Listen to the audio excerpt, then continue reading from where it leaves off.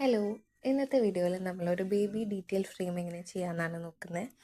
അപ്പോൾ ആദ്യം തന്നെ ക്യാൻവയാണ് നമ്മൾ ഓപ്പൺ ചെയ്യുന്നത്. ക്യാൻവയിലാണ് നമ്മൾ ഈ ഒരു പാറ്റേൺ ഡിസൈൻ ചെയ്യുന്നത്. ഫുൾ ട്യൂട്ടോറിയൽ വീഡിയോ ആണ് കേട്ടോ അത്. അപ്പോൾ ആദ്യം നമ്മളെ സൈസ് ഏതാണെങ്കിൽ ക്യാൻവ ഓപ്പൺ ചെയ്തിട്ട് ആ പേജ് ഓപ്പൺ ആക്കുക.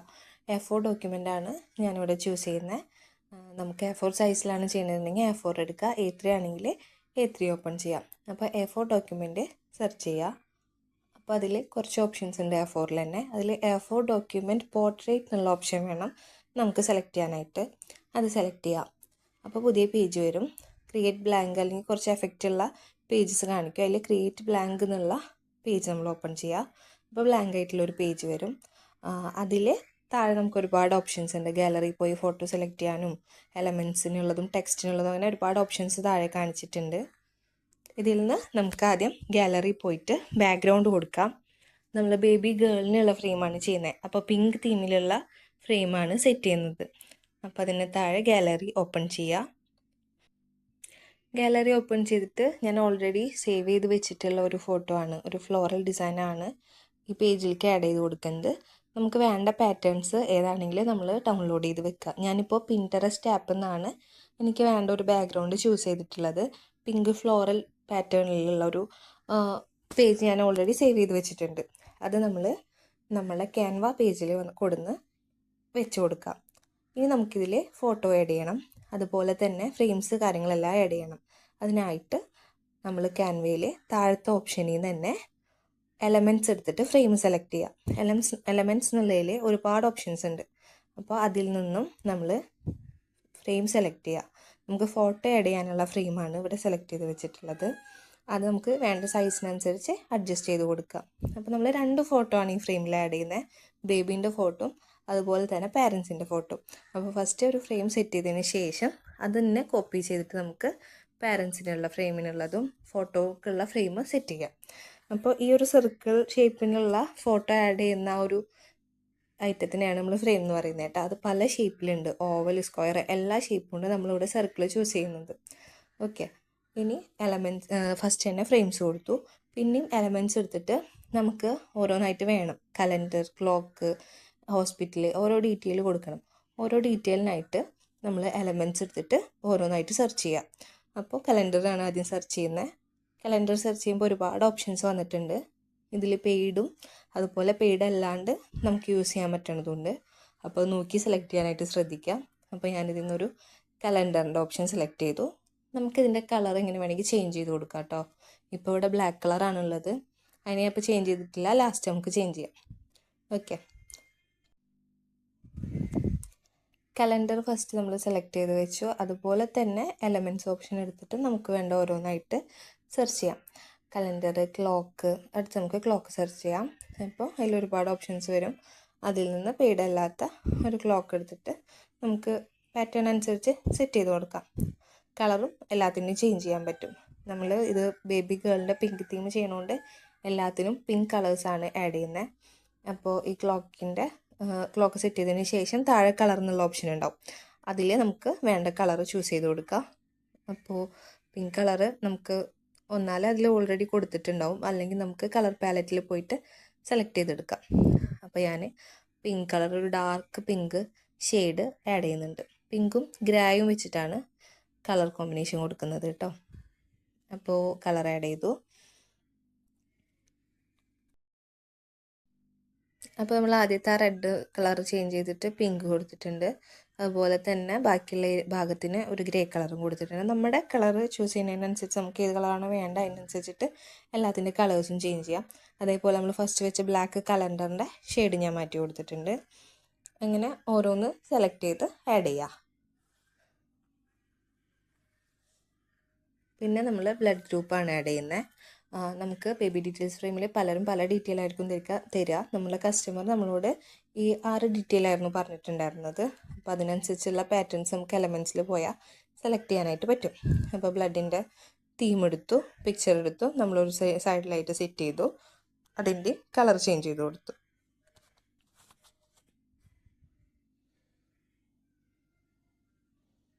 സൈസൊക്കെ നമുക്ക് അഡ്ജസ്റ്റ് ചെയ്ത് ഓരോ ഏരിയകൾക്കായിട്ട് കൊടുക്കാം. നമ്മുടെ മോഡൽ എങ്ങനെയാണോ അതിനനുസരിച്ചിട്ട് ഓരോന്നും അഡ്ജസ്റ്റ് ചെയ്ത് കൊടുക്കാനായിട്ട് ശ്രദ്ധിക്കുക. പിന്നെ ഇനി വേണ്ടത് ഹോസ്പിറ്റലിൻ്റെ ലോഗോ ആണ്. അതും നമ്മൾ എലമെൻറ്റ്സിൽ പോയിട്ട് സെലക്ട് ചെയ്യുക. നമുക്ക് വേണ്ടത് സെലക്ട് ചെയ്യുക. പ്രോ എന്നുള്ള ഓപ്ഷൻ കൊടുത്തിട്ടുള്ളത് പെയ്ഡ് ആയിട്ടുള്ള എലമെൻറ്റ്സ് ആയിരിക്കും.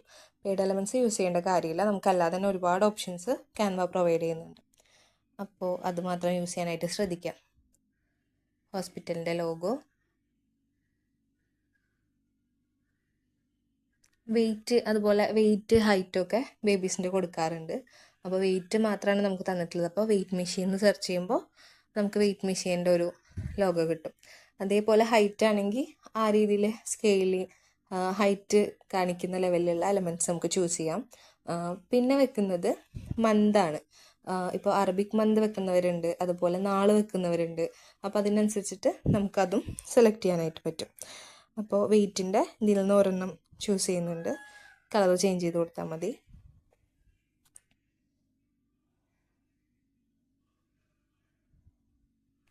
നമുക്ക് ഒരുപാട് പെയ്ഡ് ഓപ്ഷൻസ് ഉള്ളതുകൊണ്ട് തന്നെ നോക്കി ചെയ്യാനായിട്ട് ശ്രദ്ധിക്കാം. പെയ്ഡ് ആയിട്ടുള്ളത് നമ്മൾ പെയ്ഡ് ചെയ്യാതെ പേജിൽ കൊടുക്കുമ്പോൾ അതിൽ എറർ കാണിക്കും.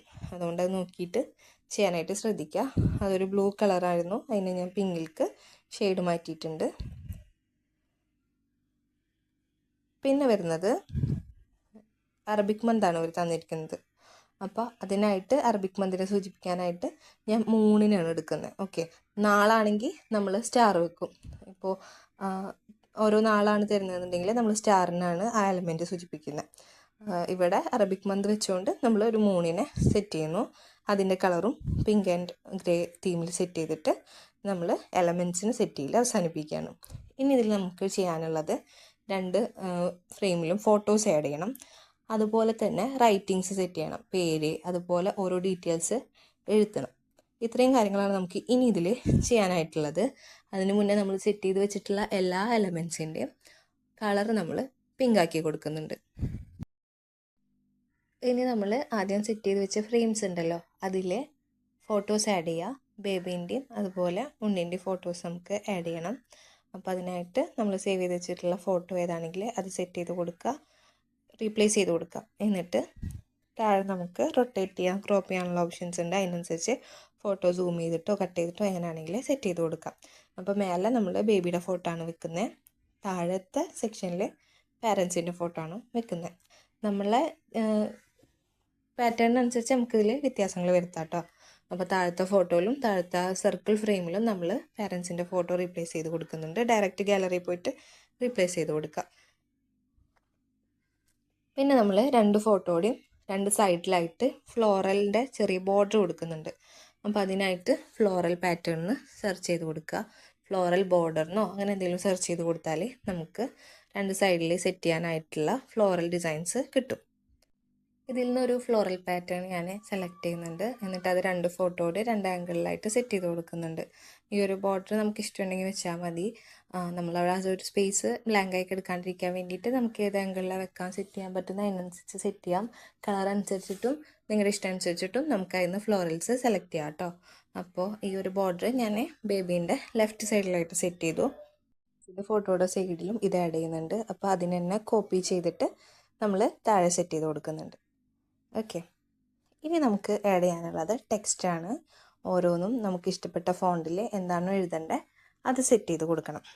അപ്പോൾ അതിനായിട്ട് താഴെ കാണുന്ന ഓപ്ഷനിൽ ടെക്സ്റ്റ് എന്നുള്ള ഓപ്ഷൻ എടുക്കുക. നമുക്കതിൽ സൈസ് എടുക്കാൻ പറ്റും. അപ്പോൾ ഞാൻ ചെറിയ സൈസാണ് എടുക്കുന്നത്, അതുകൊണ്ട് ആഡ് സബ് ഹെഡിങ് എന്നുള്ള ഓപ്ഷൻ എടുത്തു. എന്നിട്ട് അതിൽ നമുക്ക് വേണ്ടത് ടൈപ്പ് ചെയ്ത് കൊടുക്കുക. അപ്പോൾ നമ്മുടെ ബേബീൻ്റെ നെയിമാണ് ആദ്യം ടൈപ്പ് ചെയ്യുന്നത്. ഹാദിയ ജാസ്മിൻ എന്നായിരുന്നു ബേബീൻ്റെ നെയിം ഉണ്ടായിരുന്നത്. അപ്പോൾ നമ്മളത് സെലക്ട് ചെയ്ത് കൊടുത്തു.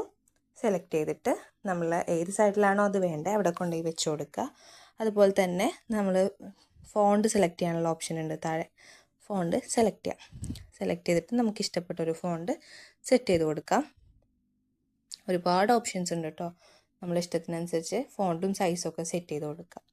പിന്നെ ഇതേപോലെ തന്നെ ബാക്കിയുള്ള എല്ലാത്തിൻ്റെയും ഡീറ്റെയിൽസ് ക്യാപ്ഷൻസ് നമുക്ക് കൊടുക്കാം.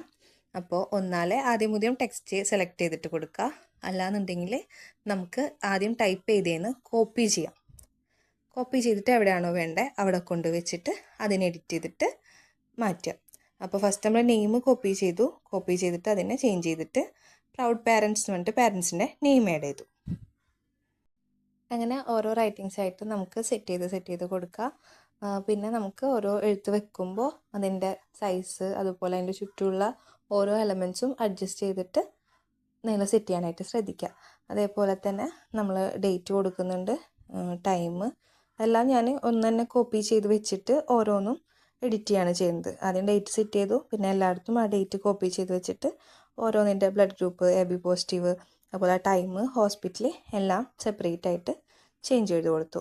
മന്ത് ദുൽഹജ്ജായിരുന്നു അവർ പറഞ്ഞിട്ടുണ്ടായിരുന്നത്. അപ്പോൾ അത്, ബേബീൻ്റെ വെയിറ്റ്, ഹോസ്പിറ്റൽ നെയിം എല്ലാം സെപ്പറേറ്റ് ചേഞ്ച് ചെയ്ത് സൈസും കളറൊക്കെ അഡ്ജസ്റ്റ് ചെയ്തതിന് ശേഷം നമുക്ക് ഫുൾ ഓക്കെ ആയിക്കഴിഞ്ഞാൽ നമുക്ക് ഡൗൺലോഡ് ചെയ്യാം. അതിനായിട്ട് മേലെയുള്ള എയർ ഓപ്ഷൻ എടുക്കുക, ഇതിൽ ഡൗൺലോഡ് കൊടുക്കുക. ഓക്കെ, ഇതാണ് ഫൈനൽ ലുക്ക് വരുന്നത് ഫ്രെയിമിൻ്റെ. നമ്മൾ എടുക്കുന്ന പ്രിൻ്റ് ലേസർ പ്രിൻ്റോ ഫോട്ടോ പ്രിൻ്റോ നമുക്ക് ചൂസ് ചെയ്യാം. ശേഷം ഫ്രെയിമിൽ ആഡ് ചെയ്ത് കൊടുക്കാം. Thank you.